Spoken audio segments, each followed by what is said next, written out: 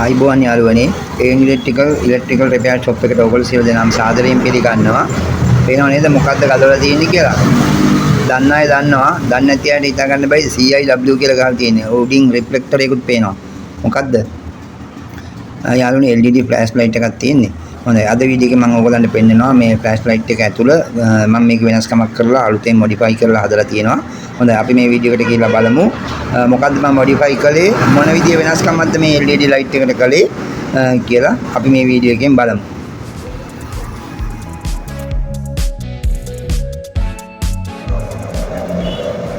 කවර ඔක්කොම ගලවලා තියෙන යාළුවනේ. ඉතින් කවර ගලවන හැටි අනහතර ගලව ගන්න පෙන්වන්න අවශ්‍ය නැහැ නේ. ඉතින් ගලවපුවම ඔයගලන්ට වීඩියෝ එක බලන්න පහසුයි ලේසි. නැත්තම් මම එන ගලවන හැටි ඔක්කොම පෙන්වන්න ගියාම මේකේ එන හතරයි තියෙන්නේ. මේම කොන් හතරේ එන හතරක් තියෙන්නේ. එයා පැත්තේ එන හතරෙන් මේ පැකින් එකක් දාලා මම ඔයාලට ඒ ඔක්කොම පෙන්වන්නම්. මේක වොට් CA ඒ කියන්නේ 50 වොට් 50 LED ලයිට් සෙට් දෙකක් තමයි මේකේ තිබුණේ. මම පෙන්වන්න මේ තියෙන ඒ ලයිට් සෙට් එක මේ දෙකම පිච්චිලා. හැබැයි මේකේ ඩ්‍රයිවර්ස් දෙක හොඳයි. ඔය පේන්න තියෙන ඩ්‍රයිවර්ස් දෙක. මේ තියෙන ඊට පස්සේ තිබු ඩ්‍රයිවර්ස්.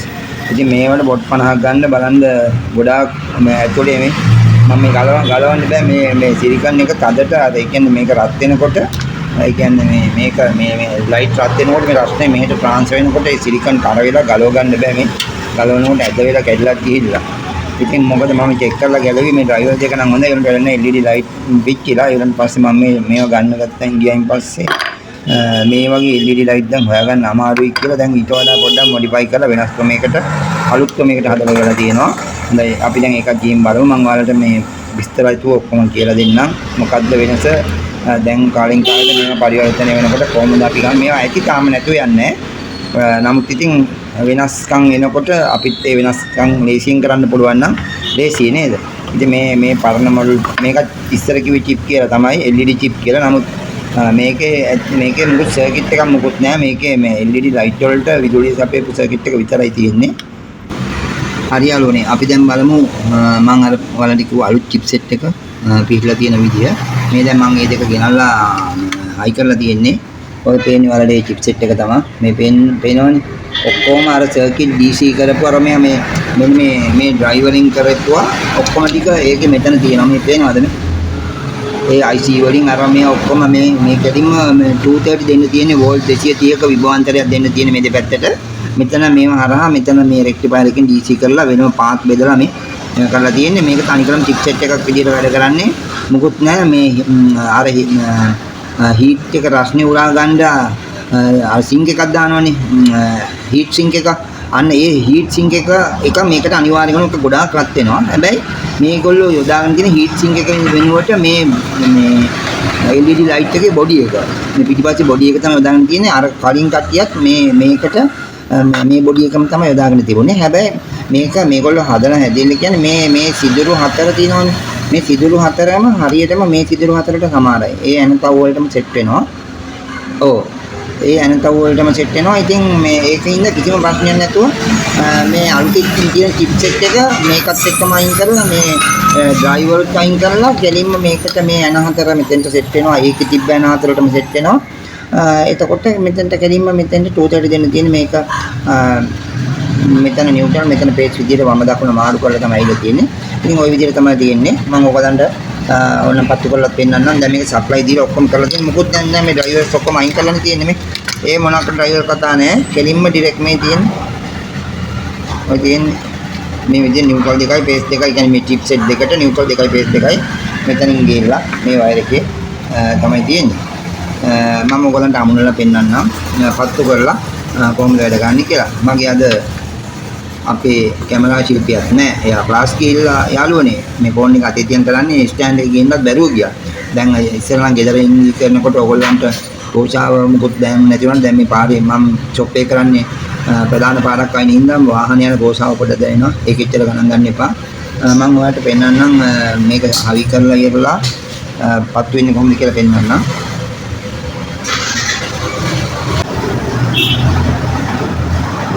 ඔන්න අමුණ ගත්ත යාළුවනේ මේ මම ටේප් ටිකකුත් తాවකාලිකව ගහලා තියෙනවා.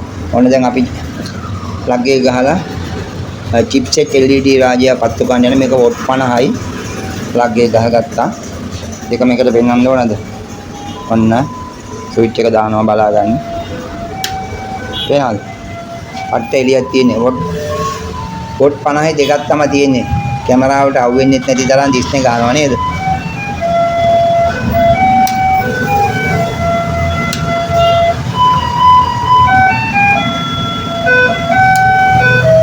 චූම්පාන් එක්කෙනෙකුත් යනවා. පාන් ගම්මුද?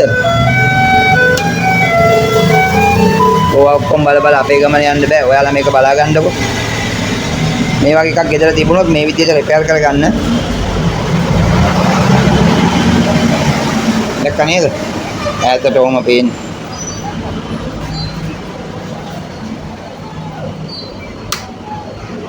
පලාතම එළිය වැටෙනවා නේ. ඔය රිෆ්ලෙක්ටර් එක නැතුව මේක දැම්මොත් එහෙම ඉඳ හම්බෙන්නේ නැහැ. මේක දාපු ගමන් තව වැඩි වෙන හොඳටම ඕන. ඔක තියපු ගමන් වැඩි වෙනවා කියන්න බෑ. මෙතන චිප් සෙට් එක ගාඩ් කරන්න ඕනේ නැත්නම් මේ පවර් එක ෂෝට් වෙන්න පුළුවන්. ඔය විදිහට තමයි තියෙන්නේ. ඔෆ් කරනවා. හරි යාළුවනේ මේ වගේ අලුත්ම මේ જાතියේ LED chipset මේ වගේ ඩ්‍රයිවරින් වැඩ කරන ඒවා මේ විදිහට කන්වර්ට් කරගන්න පුළුවන් නවීන ටෙක්නොලොජි එකත් එක්ක යනකොට මේ මුකුත් ප්‍රශ්නයක් නැහැ. ඒගොල්ලෝ ඒ තියු මේක වොට් 50. ඒතර මේකත් වොට් 50. පොඩේ වොට් 50ට මේ හිල්තව් ඒ විදිහටම සෙට් වෙනවා. කිසිම වෙනසක් නැහැ. මේ හරියටම හරි. ඒගොල්ලෝ ඒ විදිහට හදලා වෙලා තියෙන්නේ. අපිට මොකොත් කරන්න දෙයක් නැහැ. මේ ඩ්‍රයිවර් එක දඟලන්න මොනවක්වත් ඕනේ නැහැ. දෙලින්ම ගෙනලා දාන්න තියෙන්නේ. දැම්මා හයි කිරුවා වැඩේ කරගත්තා. ආපහු හයි කළා. හොඳයි යාළුවනේ. එහෙනම් ඕගොල්ලන්ට ගන්න දෙයක් තියෙනවා මේ වීඩියෝ එකෙන් ගන්න. ගෙදර මේවා එකක් තියෙනවා වැඩ කරන්න නැත්නම් ගලවලා බලන්න. මම හැමදාම කියනවා ගලවලා බලන්න කියලා. ගලවන්නේ තියෙන තමයි ගොඩක් අයට මේ ප්‍රශ්න වෙලා තියෙන්නේ. හදාගන්න බෑ අපිට බෑ දන්නේ නැහැ කී ඉන්නවා ගලවලා බලන්න තියෙනවා.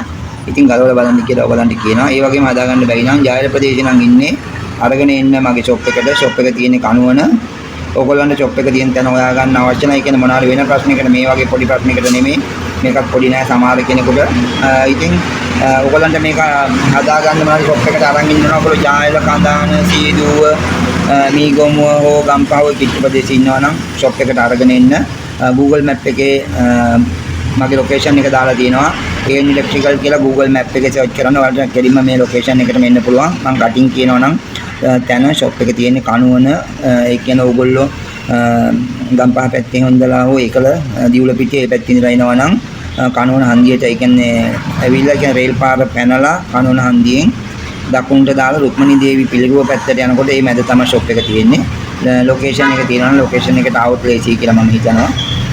ඒ වගේම ඕගොල්ලන්ට මොනවාරි විදුලි කාර්මික උපකරණ අලුත් එළියා කිරීම විතරක් නෙමෙයි මොනවාරි ගෙවල් වල තියෙන ඔයාලගේ විදුලි ප්‍රශ්න ඒ කියන්නේ කරන්ට් එක ගලන ට්‍රිප් එක ඔෆ් වෙන්නේ නැහැ. ගෙදර බ්‍රේකර් දාන්න බෑ ෂෝට්.